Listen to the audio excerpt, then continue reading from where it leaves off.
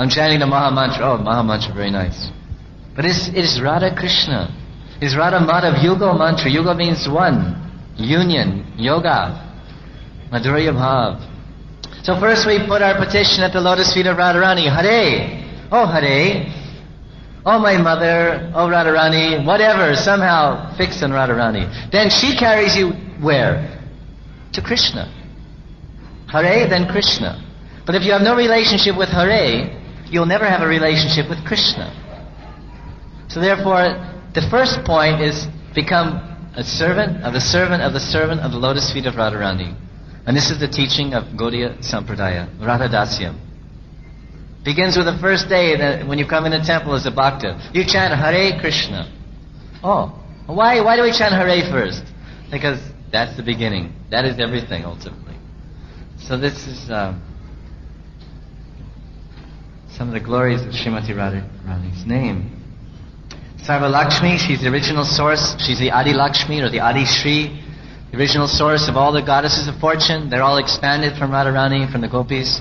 Gopis expand as Kaya Vyuha directly from her body, and from them expand the queens of Dwarka, Dwarka Mahishis, and then the Vaikuntha queens of Vaikuntha, the Lakshmis. But originally they all come from Radharani, Sarva Lakshmi.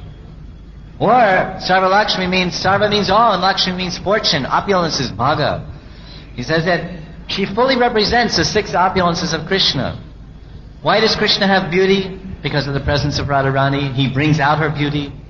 So he is so beautiful. That's one of his Sadeshvarya. What is it? Sadeshvarya Shuta Shibir. Aishvaryasya Samagrasya. Viryasya Yashashatriya.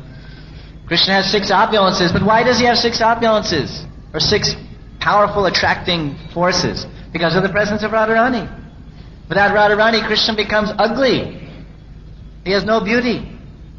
His beauty comes because he looks at her and becomes beautiful. She gives him his beauty.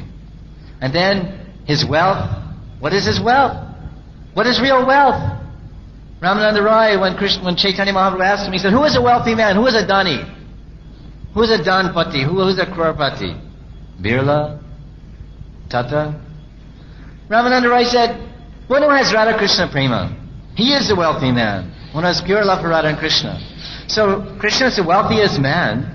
He's the wealthiest Purusha. That is one of his Aishvaryas, Sadaishvarya Purna. But where does he get his wealth from? And what is his wealth? His wealth is Prema, which he gets from Krishna Prema Mai. He gets from Radharani. Radharani gives him his Prema, gives him his wealth. And then beauty and fame. Why is he famous? Why is Krishna famous? Because he's connected with Radharani. Is Radha Govinda, Radha Madhav. So he gets his fame from his association with Radharani. She is giving him.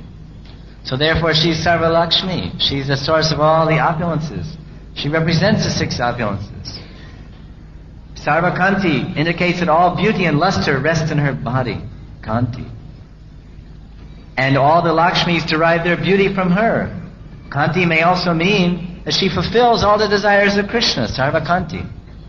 All the desires of Krishna rest in Srimati Radharani.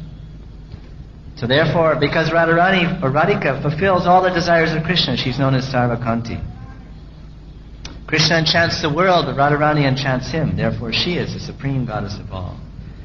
Jagat Mohan Krishna, Sanhara Mohini, Ateva Samastera Para Thakurani.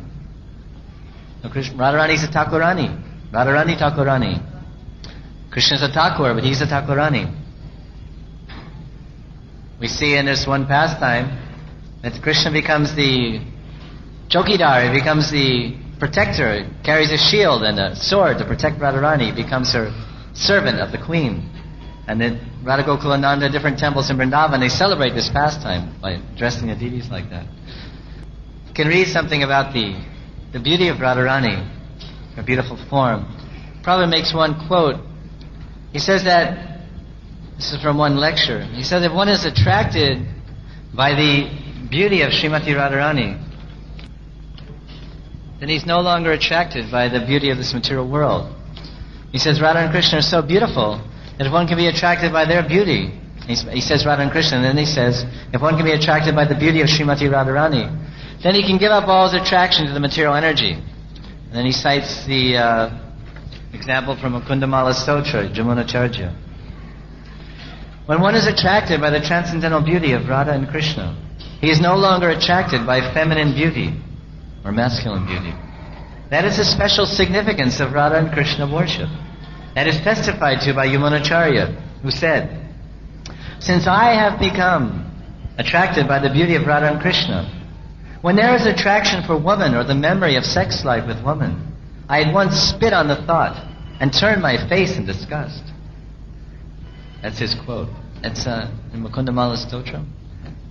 When we are attracted by Madan Mohan and the beauty of Krishna and his consorts, then the shackles of conditioned life, namely the beauty of a material woman or man, cannot attract us.